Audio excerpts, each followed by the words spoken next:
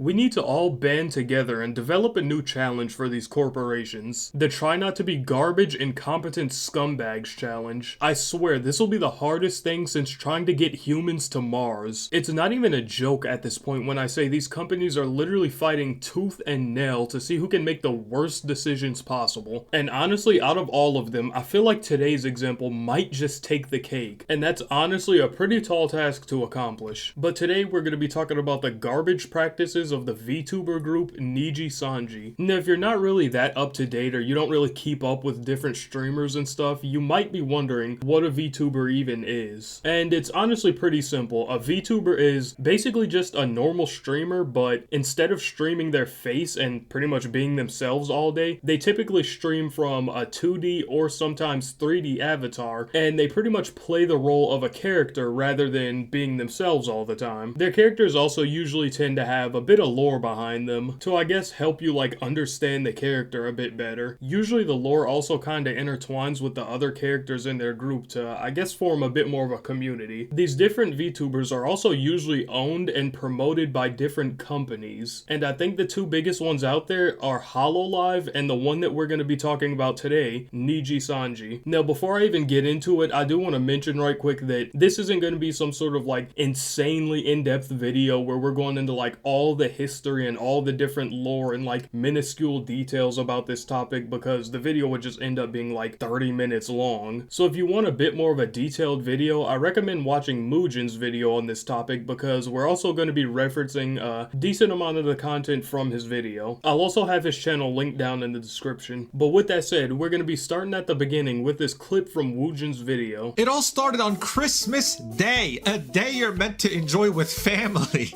It couldn't have gone worse. The trigger for this entire catastrophe?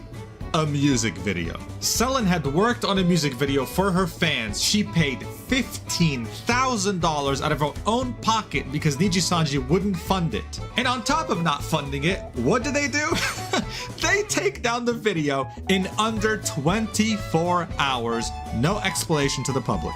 Remember what I said about corporations and how they have access to all social media of their VTubers? Yeah, that's what happened, and she couldn't do anything about it. All she could realistically do under the very tight contracts and NDAs of a corporation is make up a vague tweet, sort of explaining what's going on to her fans. So like you've seen from that clip, we're starting off talking about the VTuber Selen. Now this honestly already starts off weird. She wanted to do something nice for her fans for Christmas, you know, like he said, the day that's supposed to be happy for everyone, everyone's supposed to be enjoying it, everyone's supposed to be giving gifts, so she wanted to do something nice for her fans, but Nijisanji decided that they didn't want to fund it. So her workaround for that was, hey, they don't want to fund it, I'm sure they won't have a problem if I pay for it out of my own pocket, which is already pretty weird. But she went ahead and decided to pay for it and do everything else pretty much all on her own. The song that she uploaded in that video was also from, I think, originally Lily Pichu, but she also made sure to make it a huge point that she got all of the rights and all the like proper access that she needs to publish that song to her channel from her beforehand. So she managed to do everything she should do the proper way and get the song uploaded by Christmas for her fans, and that should just be the end of it. She gave her fans a nice gift for Christmas. But can you really have a Christmas story without the Grinch? So Nijisanji pretty much swoops in like the Grinch that stole Christmas and absolutely eviscerates the video. They just completely shut it down and remove it with no warning. Like you also seen in the video where he says these different VTuber corporations pretty much have all ownership over their VTubers. This is a great example of that. Once you're working for one of these like different VTuber corporations,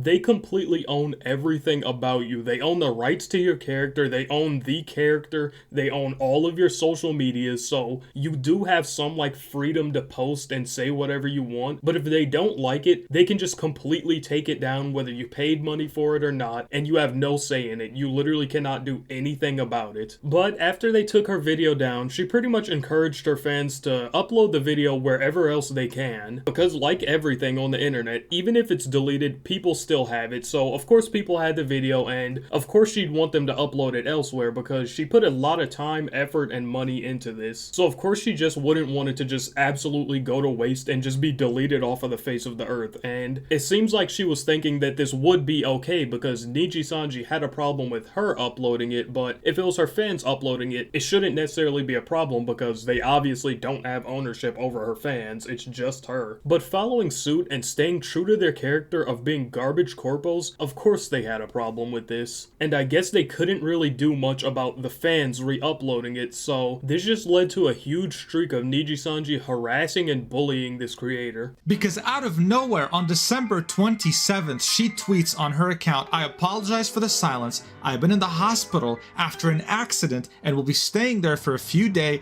to be under supervision. I just got back access to my phone yesterday." Now, of course, people were happy she was out of the hospital, but the concern was still there. It was very vague and people didn't know what was going on. The Selen Tatsuki termination notice. "I will not be silenced anymore. On December, I was hospitalized for an attempt that was caused by a buildup of bullying from within and being in a toxic and poor environment for numerous months that led to my breaking point. I requested to leave first, but on more neutral terms on the 26th of January. Now, like you've seen from that clip, after pretty much everything that went on, you can see that she ended up posting like a super vague post saying that she's pretty much been in the hospital recently and just got access to her phone again. If it also just seems like the clips are kind of just like brain rot and hopping all over the place and hard to follow, that's kind of just how this situation is in general. So a little while after her vague post saying that she was in the hospital, Nijisanji just decided to drop the absolute bombshell that she's just getting terminated. It wasn't like a graduation notice or anything where they're like letting her down easy where she could get her final goodbye stream. It was just a complete termination, absolutely cutting all ties with her just right then and there. No goodbye or anything, just you're gone. And she also responded after Niji-san let her go, pretty much saying that she requested at an earlier date to leave on her own terms and hopefully with better terms and actually be able to get her graduation goodbye stream. And they of course obviously didn't let her do that, considering they just came out and randomly terminated her without even letting her know first. She didn't even know she was getting terminated until that post on Twitter. So they didn't even have the like due diligence to let her know a bit ahead of time, like, hey, we're gonna be cutting ties with you soon. You're not gonna be getting a graduation, but we are gonna be nope. She found out just like everyone else did from the Twitter post. She also states in that post that that super vague post pretty much wasn't even her. It was just Nijisanji posting something while she was in the hospital. She also goes on to say all the like bullying and harassment and just general stress that she had built up from Nijisanji pretty much just attacking her ended up making her take an attempt at her own life. All of these posts and everything are also coming from her personal account at Doki Bird. So if you're wondering who that was, yeah, that's just her because she, well, obviously doesn't have access to the VTuber account anymore. She also says that she pretty much just won't be silenced by them anymore, and I think she's trying to like lawyer up and like actually take legal action against Nijisanji. This whole situation also helped bring a ton of attention to the fact that this isn't anything really new for Nijisanji, and they've been showing signs of this for a while. Like I said, I'm not going to go into the absolute most detail ever in this video, but I found this post from Moist Critical's video that he said he found on Livestream Fails that honestly explains like a lot of it super well. So the post is fairly lengthy, but I feel like it's kind of like a one-stop shop for explaining all of the background. Like I said, it is pretty long though, pause, so make sure you're strapped in and ready for a ride. But it pretty much says, let's go back 1 year, March 10th, 2023. One of Niji's newer talents, Zion Lanza, not too sure if I said that right, was terminated publicly when the official Nijisan Ian Twitter account published a notice about her supposed contract infractions in a bullet point list. At this point, the court of public opinion sided with Nijisanji, though some noted that the way that they handled this was awful and unprofessional coming from a multi-million-dollar company. As Zion no longer had access to her accounts as well, she returned to her account she had before joining Nijisanji, Sayu Syncrosity. On that account, she revealed more information about her own experiences inside the company, hinting at a toxic environment, incompetent managing and bullying, stealth suppression, etc. She further stated that she hopes the other talent realizes their own worth and that they deserve better. Some were swayed, many were not. Alas, this was just the start. May 2023, Nijisanji liver Selen Tatsuki hosts a contest letting her fans design her next outfit. Nijisanji management tried to put a stop to the very act of compensating the artists for their designs, while also trying to assert that artists who enter the contest should hand over the rights to the artwork for free. Selen refuses this notion and pays the winners out of her own pocket instead. She, a while after that, had hinted that management no longer allowed her to organize events anymore. Now, I feel like we need to take a quick break to just discuss what's already happened so far, especially with this last part right here. Like I keep saying, it just absolutely baffles me how bad of a decisions these corpos can make. I see absolutely no benefit to not paying the artist in these situations. They were hell-bent on making sure that the artists do not receive compensation for this, even to the point where they're just straight up coming out and saying, you guys should gladly hand over the rights to your art that you worked so hard on so we can profit immensely off of. Like, what? And then when she decides to just say, hey, you know, these people at least deserve some sort of compensation for their art, so she pays for it out of pocket so they get some sort of compensation, as they really should, even if it is some sort of challenge. That's a lot of work, especially designing those models. That takes a ton of effort and skill. But yeah, she ends up paying for it out of pocket and then gets in trouble for it. She literally gets in trouble for helping the community and doing something that the corporation should have did themselves. This is literally peak greed at its absolute finest, and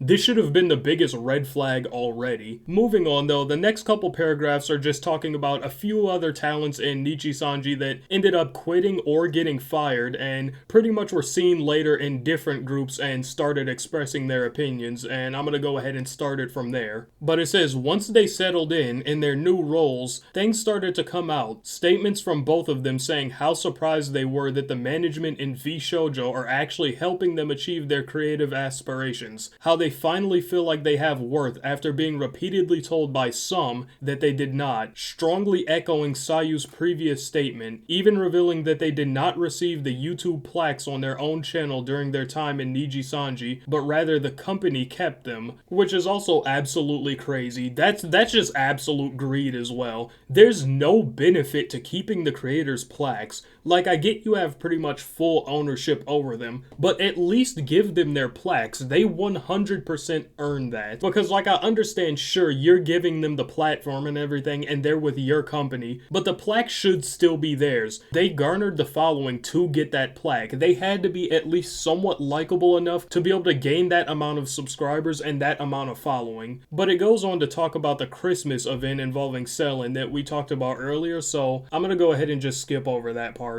Early January, another liver, Pamu Rainpuff, announced her graduation on the 20th January. This announcement shocked people because she was considered one of the company's biggest fans and supporters. She cited that she had done what she could and it was time to move on. With all of the above and some more drama I skipped past, people were starting to think that this was a sign that things are way worse in the company than ever expected. The 20th came and went and we still had heard nothing from Selen, not even a goodbye to her friend Pamu when she graduated.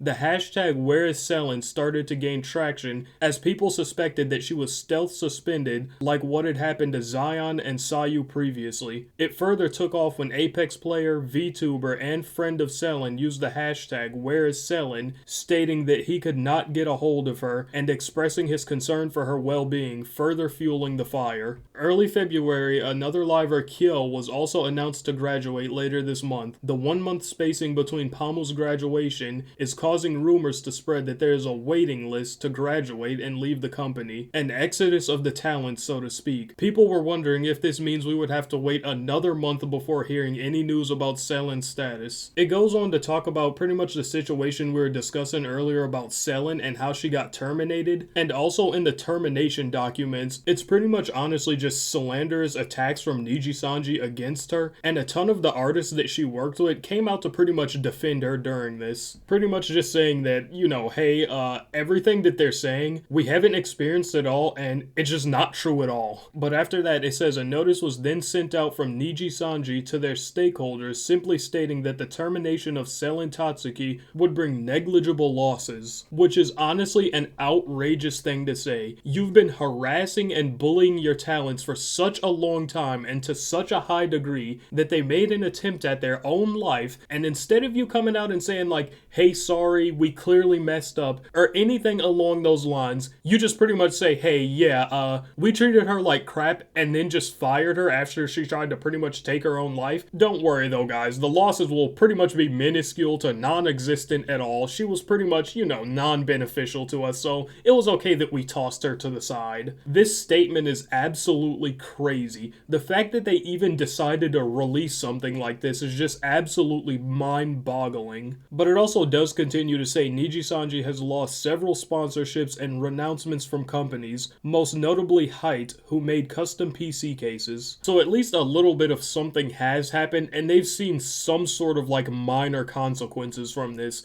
Of course, nothing close to what they deserve, but it's sure better than nothing. And continuing and getting pretty close to the end, it says Doki Bird's YouTube account soared from 10,000 subscribers to now almost 500,000 subscribers, her first stream achieving over 100,000 concurrent viewers. She revealed that she wanted to leave this whole business behind and let her lawyers take care of it all. It was also revealed that she spent $250,000 on projects throughout the last year from her own pocket and thus made no profit. Also at the bottom it says later in December 2022, Mr. Reyes, I think it was one of their other talents as well, had a slip of the tongue revealing that their talents only get 1% of the revenue from their merch sales. Other reports also state that it's a whole 2%. This is truly one of the crazy statements ever. They're obviously just typical greedy corpos, so I knew the revenue split probably already was pretty horrific to begin with, but this is a new level. I thought it'd just be maybe at worst like a 80-20 or something like that. Hell, maybe even a 90-10, which is already insanely crazy considering to be able to sell the merch, you need the creator to be good at what they're doing, so they deserve a decent amount. Sure, you have technical ownership over them and you're providing the platform, so, you know, it might be somewhat fair that they don't get majority of it, I guess, but it should be at least like a 60-40 split. It is a 99-1 split. They're completely exploiting these people for their talent. 99-1 split is crazy. If they sell a piece of merch that gets $100, they only get $1 off of that, while the company literally just sticks their hands out and scoops up all of the rest of it. But moving on, also for sakes of keeping this video a bit shorter, the last two paragraphs are pretty much talking about how Doki wanted to do her first gaming stream and Nijisanji pretty much sent someone in there to completely ruin it by typing stuff in chat and sending messages that Nijisanji pretty much forced them to do and just ruining the vibes of the stream. The story also just continues to get worse and worse and worse